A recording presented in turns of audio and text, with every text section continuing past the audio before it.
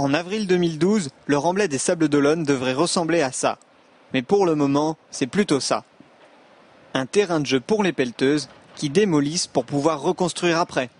En plus du remblai tel qu'il est aujourd'hui, on viendra faire une casquette environ de 2 mètres au-dessus de la plage en supplément, qui elle sera recouverte de bois. Les travaux vont se dérouler en 3 tranches. D'octobre 2009 à mai 2010 entre les Atlantes et la place du Tribunal. D'octobre 2010 à mai 2011 entre la place du Tribunal et la rue Travaux. Et d'octobre 2011 à mai 2012 entre la rue Travaux et la rue Jean-Yol. L'avantage, si vous voulez, de ces travaux, c'est qu'entre les Atlantes et la place du Palais de Justice, on aura un remblai qui sera, une portion de remblai qui sera totalement terminée.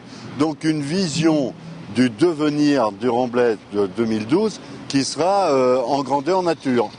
Sur une largeur d'environ 20 mètres, 3 mètres seront consacrés aux voitures qui circuleront en sens unique, 2,50 mètres pour les vélos comprenant 2 voies et le reste bien évidemment pour les piétons. Je crois qu'aujourd'hui, si vous voulez, on n'est plus sur le vélo, la marche à pied. Et donc ce remblai ne se prêtait plus réellement au modernisme. Et si on fait un remblai aujourd'hui, c'est pas pour 5 ans ou 6 ans, c'est un remblai qui est fait pour 50 ans.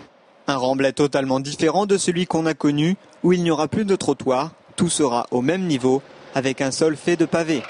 Nous allons changer un petit peu l'ambiance de ce remblai qui était jusque-là très minéral et nous souhaitons y apporter beaucoup d'arbres, d'arbustes et de plantes pour justement aménager en tant que promenade ce nouveau remblai.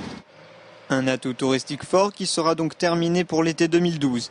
Et déjà, la question d'une éventuelle prolongation au-delà du projet initial se pose.